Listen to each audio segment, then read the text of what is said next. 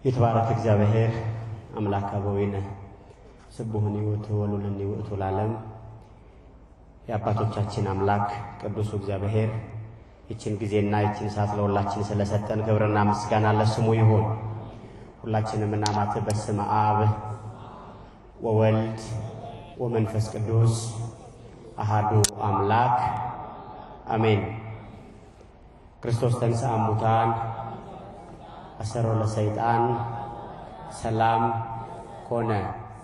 እጅግ የተከበሩ አባታችን ጸባቴ ወልደ ማርያም የዚህ ታላቅ ገዳም ዋና አስተዳዳሪ፣ የዚህ ሁሉ መንጋ ጠባቂ፣ ክቡራን የታላቁ ገዳማችን ሰባኪያነ ወንጌል አባላት፣ ስብከተ ወንጌል ክፍል አባላት፣ እንዲሁም ሊቃውንት በዚህ ምሽት እግዚአብሔርን ለመስማት በዚህ ቅድስና አደባባይ የተገኛችሁ አባቶች፣ እናቶች፣ እህቶችና ወንድሞች በእግዚአብሔር ሰላም እንደምን አመሻችሁ? አይሰማም ድምጻችሁ? እንደምን አመሻችሁ? እንደምን ቆያችሁ? እንደምን ሰነበታችሁ? አሜን። መሽቶ መንጋት ወጥቶ መግባት አስቸጋሪ በሆነበት በዚህ ዘመን ላይ ምሕረትና ቸርነቱን ከኛ ሳያርቅ አባትነቱን ከኛ ሳያጎድል የቱንም ያህል አስቸጋሪ በሆነው እኛነታችን ላይ ይችን የምሕረት ቀን ይችን የበረከት ቀን የሰጠን የሁላችን አምላክ ክብርና ምስጋና ለስሙ ይሁን። የሁላችን እናታችን እመቤታችን ቅድስት ድንግል ማርያም ምልጃና ጸሎቷ አልተለየንምና ክብርና ምስጋና ለእናታችን ለእመቤታችን ይሁን። እጅግ የምንወዳቸው በምልጃ የተጠቀምንባቸው የኢትዮጵያ ኮከብ ጻድቁ አባታችን ጻድቁ ተክለ ሃይማኖት ምልጃ ጸሎታቸው አልተለየንምና ክብርና ምስጋና ለጻድቁ አባታችን ለተክለ ሃይማኖት ይሁን። እንግዲህ እግዚአብሔር በፈቀደ መጠን ለቀጣዮቹ ጥቂት ደቂቃዎች እግዚአብሔር ይናገረናል። እግዚአብሔር ለኛ የሚረባውን በጎ የሆነውን ነገር ሁሉ ለነፍሳችን የሚጠቅመንን ነገር ለኛነታችን እግዚአብሔር ይናገራል። ከልምድ በሆነ ጆሮ ርቀን በመንፈስ እንድንሰማ አምላካችን ቅዱስ እግዚአብሔር ይርዳል። የምንቆይበት የትምህርታችን አእምሯቸውን ከፈተላቸው። እስቲ ሁላችሁም ድምጻችሁን ከፍ አድርጋችሁ ይሄንን ቃል ከኔ ጋር አብራችሁ ትላላችሁ። አእምሯቸውን በሉ። አይሰማኝም። ከፈተላቸው። ምናቸውን ምን አረገላቸው? አቤት ምን አረገላቸው? አሜን። አእምሯቸውን ከፈተላቸው። በዚህ በሉቃስ ወንጌል በምዕራፍ 24 ከቁጥር 45 ላይ የምናገኘው ኃይለ ቃል ነው። እንግዲህ ሰሞኑን ከዛ ካለፈው ሐሙስ ጀምሮ ሁላችንም ታላቁን በዓል ያከበርን ነው። የበዓለ ዕርገትን በዓል ያከበርን ነው። ስለ ክርስቶስ እኛን ስለማዳን እኛን ላይ ስላደረገው ስለተለያዩ ጉዳዮች በዚህ ምድር ላይ ስለመመላለሱ ካለፈው 2 ወር ጀምሮ ጾማችንን ካጠቃለልን በኋላ ደግሞ ስለ ትንሣኤው ከዚያ በኋላ በእያንዳንዱ ስፍራዎች ላይ በምንና እንዴት ባለ ሁኔታ ከደቀ መዛሙርቱ ጋር ሲያወራ ሲነጋገር እንደነበረ ሰምተናል። አሁን ደግሞ በ40ኛው ቀን ላይ ደቀ መዛሙርቱን ወደ ቢታንያ ይዟቸው እንደሄደ በቢታንያ ስለነበራቸው ቆይታ፣ በቢታንያ ስላደረጉት ነገር፣ በቢታንያ ስላስጠነቀቃቸው ጉዳይ፣ እንዲሁም በቢታንያ ላይ የነበራቸው ቆይታ መሰረታዊ ዓላማ ምን እንደሆነ ሰሞኑን ስትማሩት ቆይታችኋል። ከዚያ በኋላ ከዚህ ሕይወት ላይ ከቢታንያው ቆይታ ላይ እኛ የምንወስደው አንድ ኃይለ ቃል አለ። በዚህኛው በነገርኳችሁ በሉቃስ ወንጌል በምዕራፍ 24 በዚህ በ45ኛው ቁጥር ላይ ከዚያ ከፍ ብሎ ብዙ በሙሴና በሕግና በነቢያት በመዝሙራትም ስለርሱ የተጻፉ ጉዳዮችን ከነገራቸው በኋላ 45ኛው ቁጥር ላይ እንደዚህ ይላል። በዚያን ጊዜ መጽሐፍትን ያስተውሉ ዘንድ ይላል። እስቲ ሁላችሁ መጽሐፍትን በሉ። አይሰማም። ያስተውሉ ዘንድ ምናቸውን ከፈተላቸው? አቤት ምናቸውን ከፈተላቸው? አእምሯቸውን ከፈተላቸው። የዚህ የምንቆይባቸው ደቂቃዎች በዚህ ሰዓት ውስጥ የሚኖረን የዚህ ትምህርት መሰረታዊ ዓላማ የአእምሮ መከፈት ምንድነው? አንድ ሰው አእምሮ ሲከፈት የሚያገኘው ማንነት የሚኖረው ማንነትና አእምሮ ሳይከፈት የሚኖረው ማንነት ምን አይነት ማንነት ነው? በዚህ ሐሳብ ዙሪያ አብረን እንቆያለን። የምስጢር ባለቤት አምላካችን አሁንም ድጋሚ እንላለን ምስጢሩንና ጥበቡን ይግለጽልን። የምንሰማውን ለልምድ ሳይሆን ለረፍት ያደርግልን። እንደሰማን የምንድንበት ቃል ያደርግልን። ክርስቲያኖች እንግዲህ በዚህ በቢታንያ ላይ የነበረውን ቆይታ ሁላችሁም በተለያየ አጋጣሚ ስትማሩት ቆይታችኋል። በቢታንያ ላይ ይዟቸው የሄዳቸው ሰዎች እንግዶች አይደሉም። አዲስ ሰዎች አይደሉም። አዲስ ማንነት ያላቸው ሰዎች አይደሉም። አብረውት የቆዩ ናቸው። ስድቡን ያዩ ናቸው። ፈውሱን ያዩ ናቸው። መከራውን ያዩ ናቸው። የሰሙ ያስተማሩ የሰሙ እንዲያስተምሩ በብዙ መልኩ ተደጋግመው የተነገራቸው ናቸው። ከርሱ ብቻ አይደለም የሰሙት። ወደ ኋላ እየሄዱ በመዝሙራት የተጻፉትን የተለያዩ መጻሕፍት፣ በነቢያት የተነገሩትን የተለያዩ መጻሕፍት፣ የተለያዩ ትንቢቶች እያስተዋሉ እየሰሙ የመጡ ናቸው። ይገርማችኋል። አብረውት ሆነው እንዴት መሆን እንዳለባቸው በየቀኑ ሲሰሩ የነበሩ ሰዎች ናቸው። በየቀኑ መሰራት በአይን እያዩ ይሰራሉ። በጆሮ እየሰሙ ይሰራሉ። አድርጉ እየተባሉ በሚያደርጉት ነገር ደግሞ ይሰራሉ። እንግዲህ ክርስቶስ በዚህ ምድር ላይ በቆየባቸው በእነዚያ እኔና እናንተን ወደ ክብር የመመለስ ዘመን፣ የኔና የናንተን ጫንቃ የመጣል ዘመን፣ የኔና የናንተን ስድብ የመቀበል ዘመን፣ የኔና የናንተን አተነው የነበረውን ይሄንን የሰው ክብር ወደ ቦታው የመመለስ ዘመን ላይ እነዚህ ደቀ መዛሙርት አብረው የነበሩ ናቸው። አብዛኛውን ነገር አይተዋል። ሙት ሲነሳ አይተዋል። ጎባጣ ሲቀና አይተዋል። እነርሱ ያላዩት የረቀቀ ምስጢር የለም። እነርሱ ያላዩት፣ እነርሱ ያልተመለከቱት ዛሬ እኔና እናንተ የሰማን የምንግራ የምንጋባቸውን ጉዳዮች እንኳን ተፈጽሞ ይሆን ብለን በሥጋ አይን አይተን የምንፈተንባቸውን ጉዳዮች እንኳን እነዚህ ደቀ መዛሙርት በአካል የማየት እድሉም የገጠማቸው ነበሩ። ይገርማቸዋል። አብዛኞቹ ጌታ በዚያ በመቃብር ስፍራ ከኖረ በኋላ ከሙታን መካከል መነሳቱ እንኳን ሲነገራቸው ግራ ተጋብተው ነበር። እንዳትረሱ ሙት ሲያስነሳ አይተውታል። እንዳትረሱ ጎባጣ ሲያቀና አይተውታል። ታሪክ ሲያቃና አይተውታል። የሰውን ታሪክ የሰውን ሐዘን ወደ ደስታ ሲቀይር አይተውታል። እነርሱ የረሃብ ጉዳይ በጨነቃቸው በእነዚያ ሰዓት ፍጡር ሊያደርግ የማይችላቸውን ነገሮች ለዚያ ለተሰበሰበ ሕዝብ ሁሉ ሲያደርግ አይተዋል። ይገርማቸዋል። ለሆኑ ቀናት እንኳን በአካል ቢያጡት ልባቸው አመነታባቸው።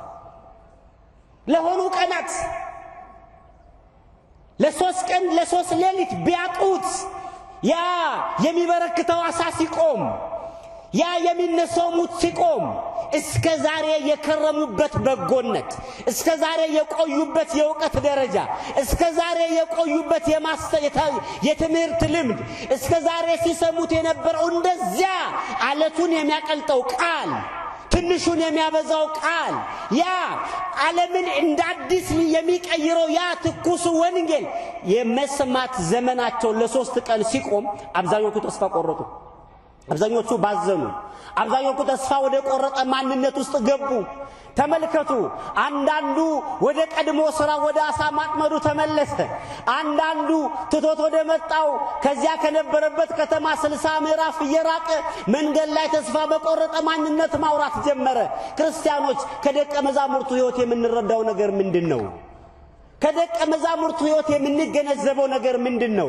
አሁን ለሶስት ቀን ትቷቸው የሄደው መድኃኒታቸው አሁን ደግሞ ለረጅም ጊዜ በዛ ማንነት ላይ ያዩት ነው። አሁን ዳግም የሚያገኙበትንና በምን መልኩ እንደሚገናኙ እየነገራቸው ነው። አጽናኙን ልክላቸዋለሁ፣ ያንን ኃይል እስክታገኙ ድረስ በኢየሩሳሌም ቆዩ፣ ይኸውላችሁ እኔ ብሄድ ይሻላችኋል እያለ እየነገራቸው ደጋግሞ ይህን ከነገራቸው በኋላ አንድ ነገር ግን አስጠንቅቆ ነገራቸው። መጽሐፍትን እንዲያስተውሉ አይሞራቸውን ከፈተላቸው። እንዳትረሱ ምንን እንዲያስተውሉ? አልሰማዋችሁም? ምን እንዲሉ እንዲያስተውሉ፣ መጽሐፍትን እንዲያስተውሉ አይምሮአቸውን ከፈተላቸው። ምክንያቱም የማያስተውል አይምሮ የሚያየውን ነገር እስካየ ነው የሚገባው። የማያስተውል አይምሮ የሚያነበውን መጽሐፍ እስካነበበ ደቂቃ ድረስ ነው የሚገባው። የማያስተውል አይምሮ የሚነገረውን ነገር እስከተነገረው ደቂቃ ብቻ ነው የሚገባው። ከዚያ በኋላ አይገባውም። ለምን? ወደ ማስተዋል ማንነት አልተመለሰም። ትልቁ ስጦታ በዚህ ምድር ላይ ሲኖር ሰው የተሰጠው ነገር ማስተዋል አለበት። ክርስቲያኖች ሰው የህይወቱን ምዕራፍ ማስተዋል አለበት። ሰው የትላንት ነገሩን ማስተዋል አለበት። ዓለምን ብትመለከቷት በዚህ ሰዓት ላይ በማያስተውሉ ሰዎች ተሞልታለች። በማያስተውሉ ሰዎች እንዳትረሱ፣ እያንዳንዱ የህይወት ምዕራፋችን በማስተዋል የተቃኘ አይደለም። ከማስተዋል የጎደልባቸው ነገሮች በጣም ብዙ ናቸው። ከማስተዋል የቦዘንባቸው ነገሮች እጅጉን ብዙ ናቸው።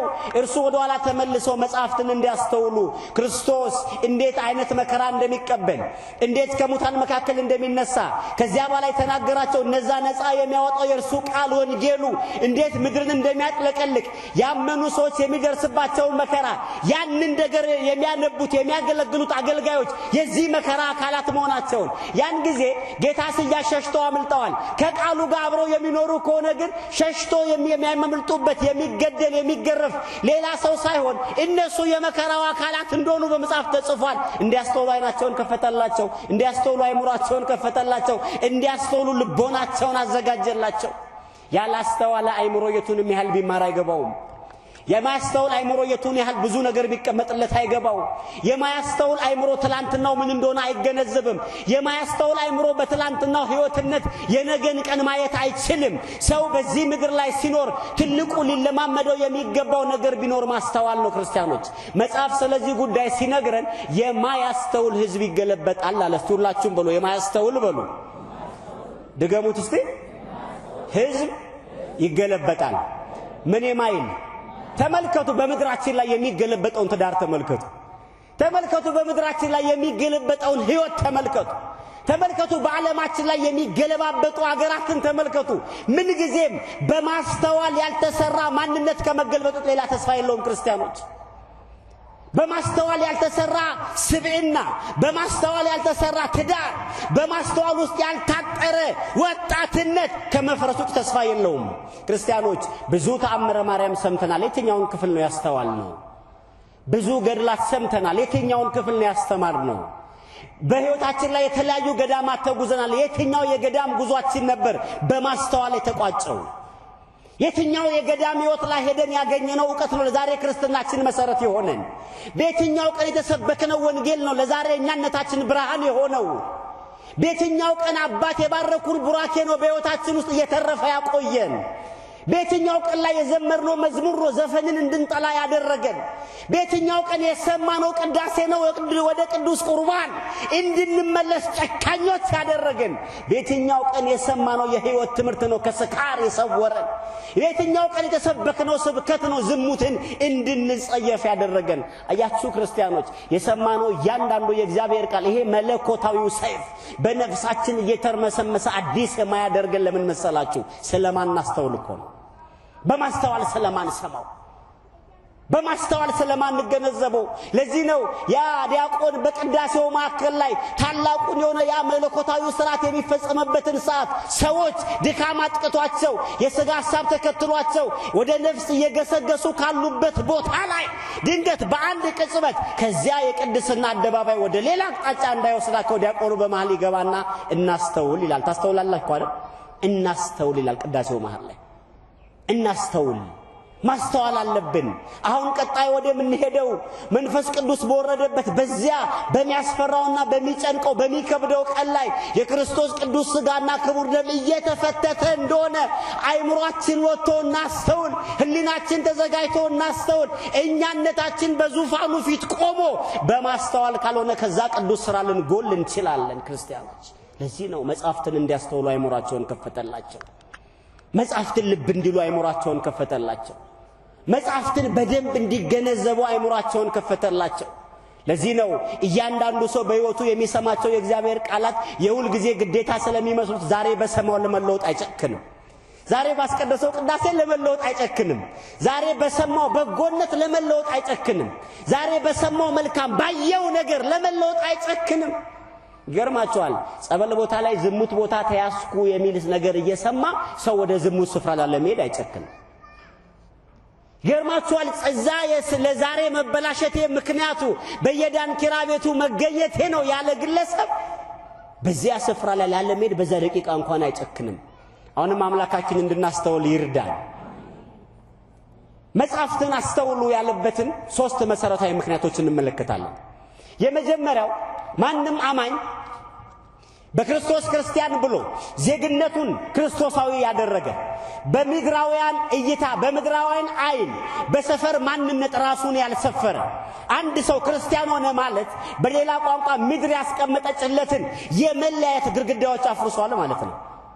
አንድ ሰው ወደ ክርስትና አጥር ውስጥ ገብቷል ማለት ዓለም ያስቀመጠችለትን የልዩነት ድልድዮች ሰብሯል ማለት ነው። አንገት ላይ ያለው ማተም ትልቁ መገለጫው ከምድር ላይ ካሉ የብሔር ጥያቄዎች፣ የዘር ጥያቄዎች፣ የሰፈርና የነገር ጥያቄዎች ነፃ ወጣል ማለት ነው። ነፃ ያወጣን የድንግል ማርያም ልጅ መድኃኔዓለም ክብርና ምስጋና ለስሙ ይሁን። እሱም ቢሆን ነፃነታችን ደግሞ የታወጀው በቃና ዘገሊላ እንዳይመስላችሁ ከዘርና ከዓለም አሰራር ነፃ መሆናችን የታወጀው በመስቀል በቀራንዮ ላይ ነው። በፍቅር የተጻፈ ፈስማለን ክብር ለአምላካችን ይሁን። በፍቅር የተጻፈ ክብር ነው ክርስቲያኖች።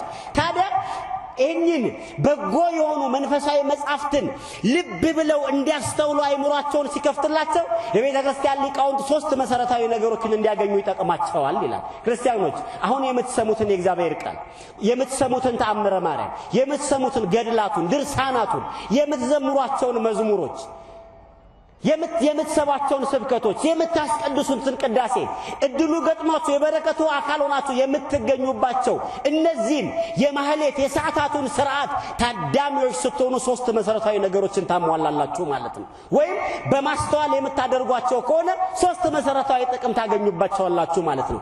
የመጀመሪያው ነገር እነዚህን ነገሮች በጎ የሆኑ መጻሕፍትን የማስተዋል አይምሮ ሰው ሲከፈትለት የመጀመሪያ የሚያገኘው ነገር የዚያን ከእግዚአብሔር የተላከለትን መለኮታዊ መልእክት ራሱ የመቀበል አቅም ያገኛል።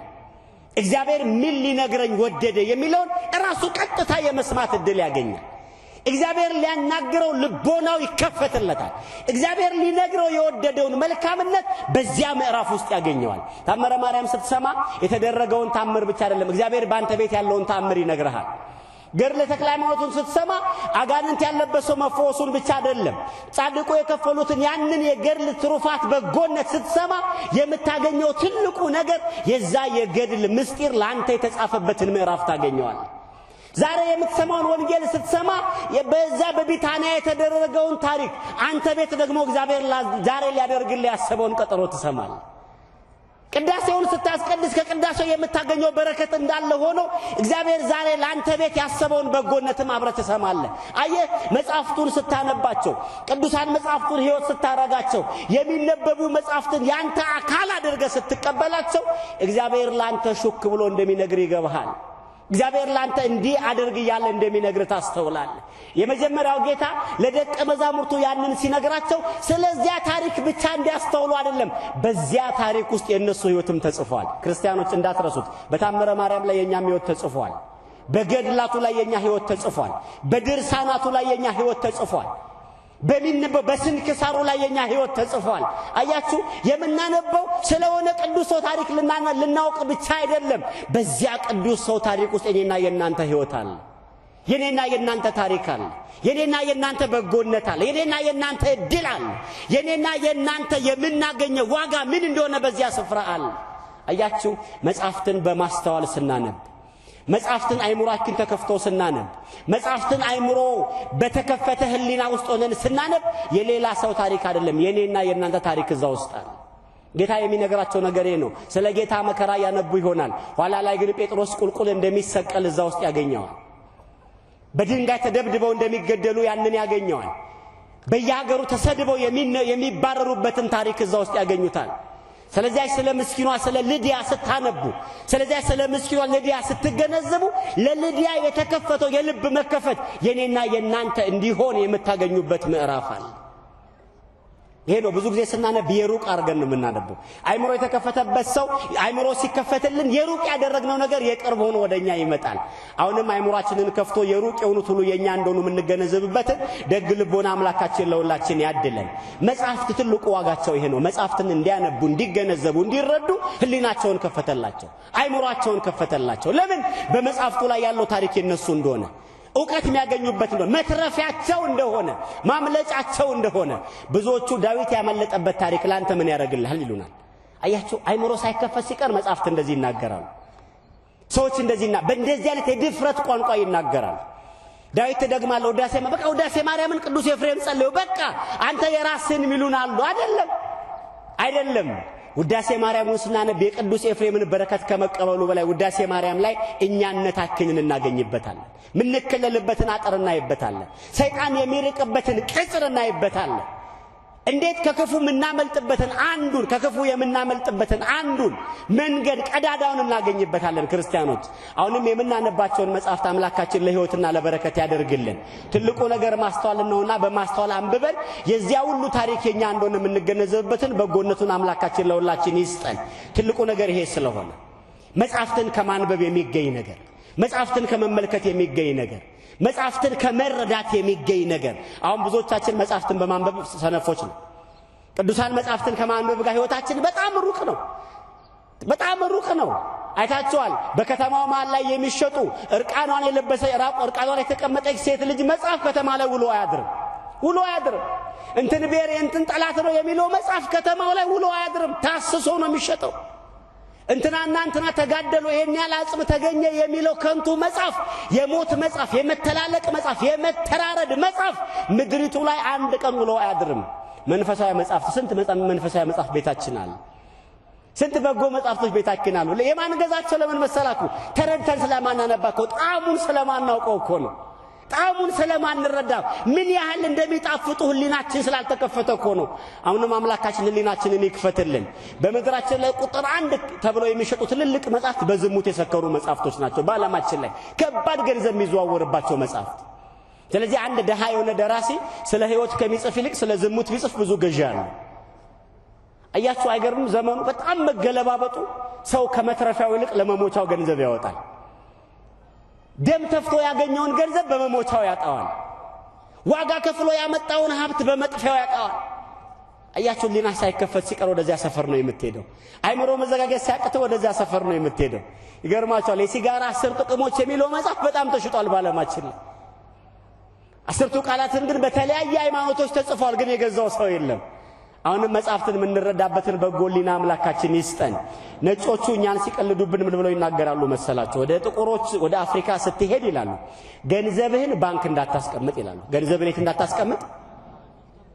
እንዳታስቀምጥ ለምን የከፋቸው ቀን ገንጥለው ይወስዱታል ባይሆን ገንዘብን መጽሐፍት ውስጥ ደብቃቸው ይላሉ ገንዘብን ምን ውስጥ ደብቃቸው አቤት መጽሐፍት ውስጥ ደብቃቸው ገንዘብን መጽሐፍት ውስጥ አድርጋቸው ለምን መጽሐፍት ስለማያነቡ በቃ ምንም አይጠቅማቸው ለዚህ ነው ሌባው እየሮጠ ሰው ያሳደደው እየሮጠ አንድ መጽሐፍ አገኘ ስንት ያወጣልኛል ብሎ ከፍቶ ሲያይ አትስረቅ ቢለው ቦታ ገለጠው ይላሉ ምን ቢለው ቦታ ገለጠው አቤት ለካሰራሃን አይቶ ነው ይጣሉ ብሎ ወርወሮት ሄደ ሰው በህይወቱ የሚፈልገው የሥጋ ፈቃዱ የመራውን ነው የሊና ደረጃ የመራውን ነው የሥጋ ፈቃዱ የመራው ስፍራ ነው ተበልገቱ በየቀኑ አብያተ ክርስቲያናት እንደሚፈርሱ እንሰማለን መትረፊያችን እንደሚፈርሱና እንሰማለን በየለቱ ግን የግሮሰሪው መከፈት ቁጥሩ ሰፊ ነው ይገርመኛል አብያተ ክርስቲያናትን ስንከፍት እንተክዛለን ምእመናን መተው ይቆርባሉ ወይ ምእመናን መተው ይጸልያሉ ወይ ብለን እናስባለን እያንዳንዱ መጠጥ ቤት ጉሩኖ ውስጥ ሲከፈት ግን ተስፋ አይቆርጥም ሰው መጥቶ እንደሚጠጣ እርግጠኞች ናቸው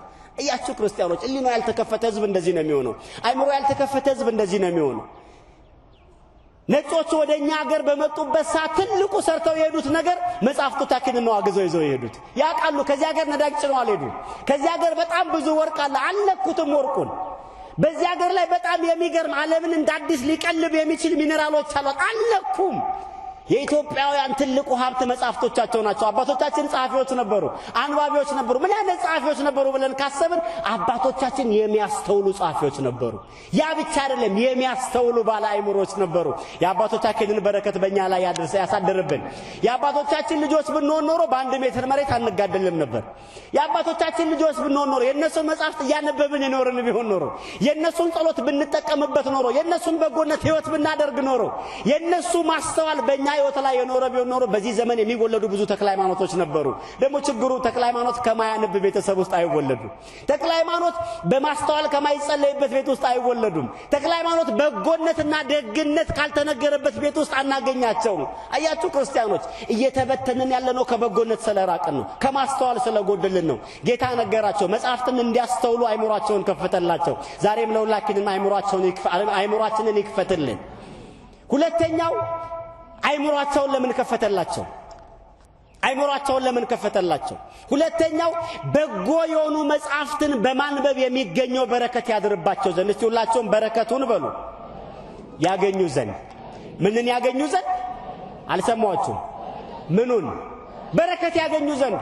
ቅዱሳን መጻሕፍትን ደጋግመን ስናነብ፣ ቅዱሳን መጻሕፍትን በማስተዋል ስናነብ የዚያ የጻፊው የዛ የመንፈሱ የመለኮታዊ የሐሳቡ ባለቤት እግዚአብሔር በረከቱን ያጎናጽፈናል። ለዚህ ነው በቤተ ክርስቲያናችን መጽሐፍ ቅዱስም ድርሳናትም ከተነበቡ በኋላ እየዞር ምን እንላቸዋለን? ምን እንላለን? እንሳለማቸዋለን። አያችሁ፣ ከተነበበ በኋላ መሳለም የኛ ሥራ ነው፣ የአማኝ ሥራ ነው። ለምን? መጽሐፉን በማስተዋል ሰምቼዋለሁ። አሁን ደግሞ የመጽሐፉ በረከት በማን ላይ ይደር? በእኔ ላይ ይደር ብለን የማስተዋያ በእኔ ላይ ይደር ብለን። ይገርመኛል። እኔ ሰዎች መጽሐፍ ገሩን ይሰሙና ትተው ይሄዳሉ። በቃ ጨረስኩት ብለው ጥለው ይሄዳሉ። አይሳለ ነገ ሳለማለሁ ይላሉ። የሰማው ሰይጣን ግን ይለፈልፋል።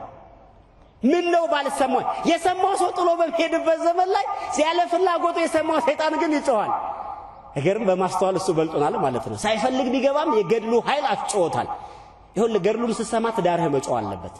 ገድሉን ስትሰማ አይምሮ ወጣትነት መጮህ አለበት። ገድሉን ስትሰማ ማንነት መጮህ አለበት። ቢያድለን ደግሞ እንደ ቀድሞ ክብራችን ደግሞ ብንሆን የተክለ ሃይማኖት ገድል ሲነበብ ኢትዮጵያ መጮህ አለባት ክብሯ እንዲመለስ። አሁንም የምንሰማው ነገር ለሁላችንም ፈውስና በረከት ይሁንልን። ይሄንን ነው በአይምሮ መስማት በማስተዋል ይሰሙ ዘንድ። ለምን? የዳዊትን መዝሙራት ባነበቡ ሰዓት ላይ ያ የዳዊት መዝሙር በህሊናቸው ማደሩ ዕውቀት መሆኑ ብቻ አይደለም፣ በረከትም አለው። የነሱን ሕይወት ማወቃቸው ብቻ አይደለም፣ የበረከቱ ተሳታፊ ይሆናሉ። ህሊናቸውን ከፈተላቸው፣ አይምሮአቸውን ከፈተላቸው። ለዚህ ነው ገድላት ሁሉ፣ ድርሳናት ሁሉ፣ በጎ መጻሕፍት ሁሉ ከመነበባቸው በፊት ምስጢሩን ጥበቡን ይግለጽልን ይባላል። ይሄ ነው ምስጢሩና ጥበቡ ማለት ምንድነው? እንረዳው ዘንድ። ከዚያስ የምስጢሩና የጥበቡ ባለቤት ደግሞ እግዚአብሔር አለ። የጻድቁን የቅዱሱን በረከት ያሳትፈን ዘንድ ደቀ መዛሙርቱን ቢታንያ ላይ ወስዶ የነገራቸው የመጨረሻ ማስጠንቀቂያ ንግግር እቺ ነች። የመጨረሻ የምትጠቅማቸው ስንቃቸው እቺ ነች። የመጨረሻ መትረፊያቸው ያቺ ቋንቋ ነች። የመጨረሻ ሕይወታቸው ላይ ለሚመጣባቸው መከራ፣ ለሚመጣባቸው ሞት፣ ለሚመጣባቸው ጥፋት፣ ለሚመጣባቸው ስደት ማምለጫቸው ያቺ ቃል ነች። መጻሕፍትን ይረዱ ዘንድ፣ መጻሕፍትን ይገነዘቡ ዘንድ፣ የመጻሕፍት ዋጋ በሕሊናቸው ያድር ዘንድ፣ በመጻሕፍቱ ላይ የተጻፈው በጎ ነገር ሁሉ የበረከቱ ባለቤት ያደርጋቸው ዘንድ አይምሮአቸውን ከፈተላቸው። አያችሁ፣ ይሄ ነው የመጻሕፍቱ ዋጋ። ቅዳሴው ሲያመልጠን የምንሮጠው በር ስለሚዘጋብን እንዳይመስላችሁ ክርስቲያኖች። ለእርሱ ብቻ አይደለም፣ ትልቁ ነገር እሱ አይደለም። መጀመሪያ ላይ ያመለጡን ቃላት በረከታቸው አብሮ እንዳያመልጠን እኮ ነው። ገና ሰዓታቱ ሲጀመር በስመ አብ ከመባሉ በፊት ሮጠን የምንመጣው በደቂቃና በሰዓት አይደለም። የመጀመሪያዎቹ መለኮታዊ ቃላት ዋጋቸው በረከታቸው እንዳያመልጠን እኮ ነው። የዚህ ዘመን ሰው ደግሞ አልታደለም። ይመጣና አይ በር ተዘግቷል፣ ቆይ እስኪከፈት እንጠብቅ ይላል። ያመለጠው ነገር አይቆጨውም። ያመለጠው ነገር አይገደውም። ይሄ ነገር ከኔ ራቅ ብሎ አይቀፈውም። ክርስቲያኖች ብናስተውልበትን ልቦና አምላካችን ለሁላችን ያድለን። ይሄ ነው ከመለኮታው። ለዚህ ነው መጥፋት የምንጀምረው ከበጎነት የራቅን ጊዜ ነው። ባዶነት የሚሰማን ከሰጪው አምላክ የሸሸን ጊዜ ነው። ህሊናችን ለስጋችን በሚጠቅሙ በማናቸውም ጉዳዮች እንደክማለን። የነፍስ ምግብ ደግሞ ይሄ የእግዚአብሔር ሐሳብ ነው። የነፍስ ደግሞ የመቆየቷ ትልቁ ምክንያት የነፍስ ወዟ፣ የነፍስ ጣዕሟ፣ የነፍስ ጠረኗ እንደዚህ አይነት መለኮታዊ ቃላት ናቸው። እነዚህ ደግሞ በማስተዋል ካልሆኑ በቀር አይጠቅመንም። አላያችሁም? አንዳንድ ሰው እየጸለየ እኮ ሊናው ይሄዳል፣ ማስተዋል የለማ። የኤፍሬምን ውዳሴ ማርያም እየጸለየ ከኤፍሬም በረከት ከድንግል ማርያም በረከት ከመቀበሉ በተጨማሪ በእለቱ የጥያቄው መልስ በእግዚአብሔር ዙፋን ፊት የመድረሱ ጉዳይ ላይ እንዳልቆመ የምናረጋግጠው ነገር እየጸለየ የለም። እናንዱ አለቃ እየጸለየ ያነበነበ ከዚህ ወጥቼ የት ነው የምሄደው? ከዛ በኋላ ወደ ስፍራ ነው የምሄደው? ከዛ እጄ ማንን አገኛለሁ? ምናምን እንደዚህ ያለ ምን ከርምበት ጊዜ አለ። አሁንም እንድናስተውል ማን ይርዳን? አልሰማዋችሁም? ማን ይርዳን? የልምድ ማነብነብ ይሆናል ከዚህ አይነት ነገር መጉደል። ባለማስተዋል የሚደረጉ ጸሎቶች ትግሎች ናቸው። ባለማስተዋል የሚደረጉ መንፈሳዊነት ልምምዶች ይሰብራሉ፣ ልብን ያደክማሉ። ባለማስተዋል የሚደረጉ የመንፈሳዊ እንቅስቃሴዎች ድካማቸው ይበዛል፣ ተስፋ ወደ መቁረጥ ይወስዳሉ። ሰይጣን ደግሞ ከዚህ ነገር ጋር ያለ ልምምድ እንዲቆም ስለሚፈልግ በጸሎታችን ተስፋ እንድንቆርጥ ይፈልጋል። በልመናችን ተስፋ እንድንቆርጥ ይፈልጋል። በበጎነት ጉዳይ ላይ ተስፋ እንድንቆርጥ ይፈልጋል። ጸልየን እንዲደክመን ይፈልጋል ሳይደረግልን እንድንወድቅ ይፈልጋል ለዚህ ነው አንዳንድ ሰው ሲጠየቅ ምንድነው ምን 10 ዓመት ውዳሴ ማርያም ጸለይኩ ምን አመጣው ይላል 10 ዓመት ግን በማስተዋል ጸልየሃለሁ ጥያቄው ምን እንደኔ ያስቀደሰ ሰው የለም ይላል አንድ ቀን በማስተዋል አስቀድሰሃለሁ ገርለ ተክለ ሃይማኖት ያልሰማውበት ቀን የለም አንድ ቀን በማስተዋል ሰምተሃለሁ ለዚህ ነው አይደለም ለሊና ለናንተ በመከራና በህይወት በመከራ ዓለም ውስጥ ለምንኖር ለኛ ይቀርናል ለደቀ መዛሙርቱም አይሞራቸው ምን አለላቸው አይሞራቸውን ከፈተላቸው በቃ መጻፍትን ያስተውሉ ዘንድ መጻፍት ምን እንዲሉ ይረዱ ዘንድ መጻፍትን ይገነዘቡ ዘንድ በጎ ነገርን ያገኙ ዘንድ የመጻፍቱ በረከት ተካፋይ ይሆኑ ዘንድ የቅዱሱን ታሪክ ሲያነቡ የቅዱሱ በረከት ወደ እነሱ ህይወት ይገባ ዘንድ ስለ ጻድቁ ሲያነቡ የጻድቁን ዋጋ ያገኙ ዘንድ የመላኩን ድርሳን ሲያነቡ የመላኩ በረከት በእነሱ ላይ የመላኩ ጠብቆት በቤታቸውና በማንነታቸው ላይ ይሆን ዘንድ ብዙዎች ባለማስተዋል ይጸልያሉ ባለማስተዋል ያነባሉ ስለዚህ ድካም ይሆንባቸዋል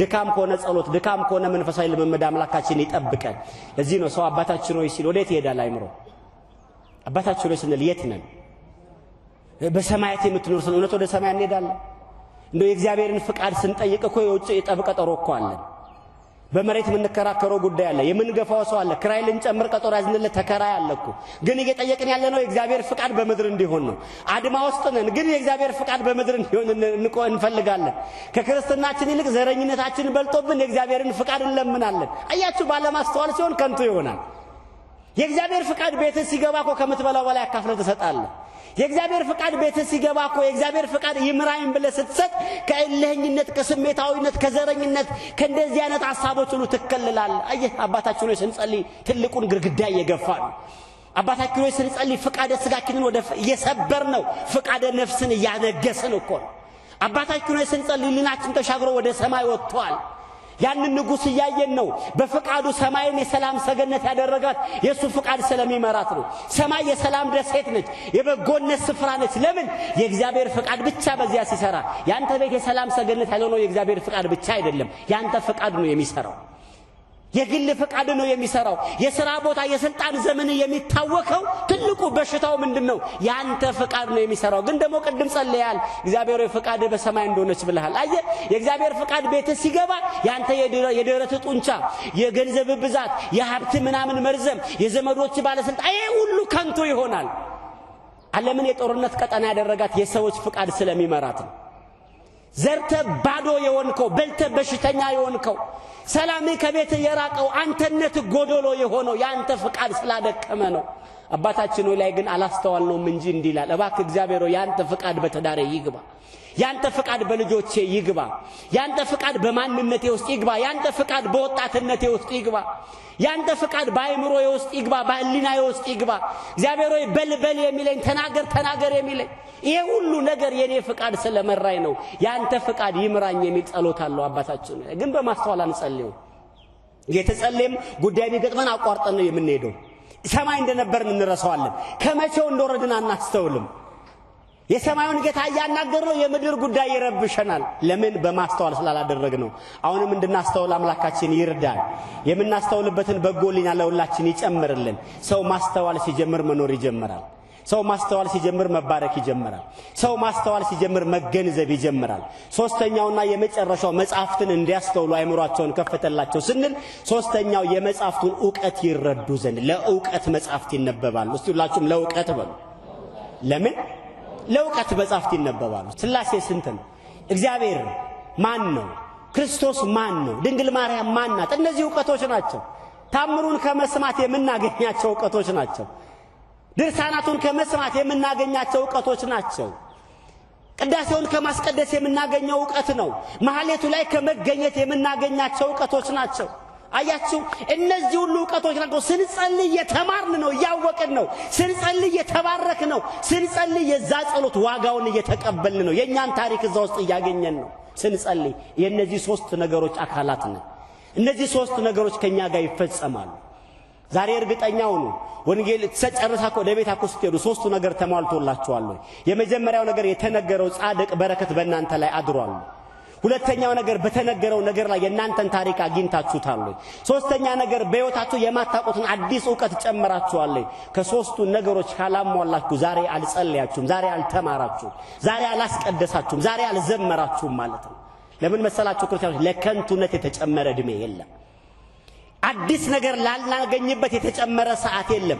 እያንዳንዱ የህይወት ቆይታ አሮጌውን እየጣልን አዲስ የምንይዝበት ነው። ለዚህ ነው ሐዋርያው ቅዱስ ጳውሎስ የኋላዬን እየተውኩ አለ። እሱ ሁላችሁም የኋላዬን በሉ፣ እየተውኩኝ። በቃ ክርስትና ይሄ ነው። የኋላ እየተተው ወደፊት የሚኬድ የኋላ ድንቁርና፣ የኋላ ምንፍቅና፣ የኋላ አለማወቅ፣ የኋላ አለመማር፣ የኋላ አለመገንዘብን እየተውን ሲነጋልን አዲስ ዕውቀት፣ ሲነጋልን አዲስ ጸጋ፣ ሲነጋልን አዲስ በረከት፣ ሲነጋልን አዲስ ቀን፣ እነዚህ ሁሉ እናገኛለን። ለዚህ ነው መጻፍትን ያውቁ ዘንድ አይምሯቸውን ከፈተላቸው። ዝማሬውን እንረዳ ዘንድ አይምሯችን ይከፈት፣ እሊናችን ይከፈት። የሚነገረው ነገር ከምን አንጻር ነው? የቢታንያ የመጨረሻ ማስጠንቀቂያ ቃል እቺ ነች። የቢታንያ የመጨረሻው በረከት እቺ ነች። እጆቹንም አንስቶ ባረካቸው፣ መጻፍትን ይረዱ ዘንድ አይምሯቸውን ከፈተላቸው። ለምን? ጥሏቸው ሄዶ ሲያመነቱ አይተዋቸዋል። ለምን? ያነበቡትን ሲረሱ አይተዋል። ለምን? ትላንትና የተሻገሩትን ወንዝ ዛሬ ሲያዩ ግራ ሲጋቡ አይተዋል። ለምን? ትላንትና በሞትና በሕይወት መካከል ስልጣን የነበረው አብሯቸው የነበረው ጌታ ማን እንደሆነ እያዩ ማስተዋል ጎሏቸዋል። ይሄ ነው። ብዙዎቻችን ከጻድቁ አጠገብ ሆነን እኮ በረከት ያላገኘን ብዙዎች አለን አይደል? አንዳንዶች ይመጣሉ ገና ደርሰው አልቅሰው ለምነው መካኗ ወልዳ ትሄዳለች። እኔና እናንተ ያልወለድናቸው ስንት ጉዳዮች አሉ፣ ስንት ያጣናቸው ጉዳዮች አሉ። በሽተኛው መጥቶ አልቅሶ ምናምን ድኖ ተፈውሶ ለምስክርነት ይመጣል። እኔና እናንተ ጸልየን ለምንድን ነው ያልተመለሰልን? ድንገት ባለማስተዋል አድርገነው ይሆን? ባለመገንዘብ አድርገነው ይሆን? ትልቁ ነገር የምናገኘው ዕውቀት ነው። ዕውቀት መገንዘብ። ይሄ ማለት ምን ማለት ነው? ቅዳሴ ምንድነው? ሰሞኑን የቆየነው በእርገት ዙሪያ ነው። ምንድነው እርገት? ምንድነው? ለምንድነው ያረገው? ይሄ እርገት መከናወኑ ትልቁ ጥቅም ምንድነው? ይሄንን መረዳት። ስለ እርገት ተምረን ይሄንን ሳንመለስ ከድን አልተማርንም ማለት ነው። ስለ እርገት ተምረን ይሄንን ነገር ሳናውቅ ከድን አልተማርንም ማለት ነው። በየሳምንቱ ዓርብ እየመጣችሁ ገድለ ተክለ ሃይማኖት ሰምታቁ ስትሄዱ የዛን ቀን የተደረገው ነገር ምንድነው? የሰማሁት በህይወቴ የጨመርኩት አዲስ ነገር ምንድነው? በህይወቴ አዲስ የታከለልኝ ነገር ምንድነው? ዛሬ እግዚአብሔር ከፍቶ ያሳወቀኝ ምስጢር ምንድነው? ይሄንን ማለት ነው። ክርስቲያኖች ዕውቀቱን ጨመረላቸው፣ ማስተዋል ጨመረላቸው፣ የመረዳት አቅም ጨመረላቸው። ሰዎች በዚህ ምድር ላይ ድሮ ማናቃቸው አዳዲስ ሌብነቶች መጥተዋል። ድሮ የማናቃቸው አዳዲስ ዘረኝነቶች መጥተዋል። ድሮ የማናቃቸው አዳዲስ መንፈሶች መጥተዋል። ድሮ የማናቃቸው አዳዲስ ጉልበተኞች መጥተዋል። ድሮ ያልነበሩ አዳዲስ ተግባራት መጥተዋል። አዳዲስ ክርስቲያኖችስ መጥተዋል ወይ? አዳዲስ ቅዱሳንስ መጥተዋል ወይ? አዳዲስ ደግ ሰዎችስ መጥተዋል ወይ? አዳዲስ በጎነቶችስ ተፈጥረዋል ወይ? አያችሁ ክርስቲያኖች፣ ምን ጊዜ መኖር የሚባለው በሁለት ነገሮች መካከል ነው፣ በበጎና በክፉ መካከል። ክፉ እየጨመረ ደግነቱ እየጠፋ እየቀነሰ ከመጣ እየጠፋን ነው፣ ወደ ሞት እየተንደረደርን ነው ማለት ነው። ግን ደግሞ ደግነቱ ከፍ እያለ ክፋቱ እየቀነሰ ከመጣ ወደ እግዚአብሔር ፊት እየቀረብን ነው። አምላካችን ወደ ፊቱ እንድንቀርብ ይፍቀድልን። ወስብሐት ለእግዚአብሔር።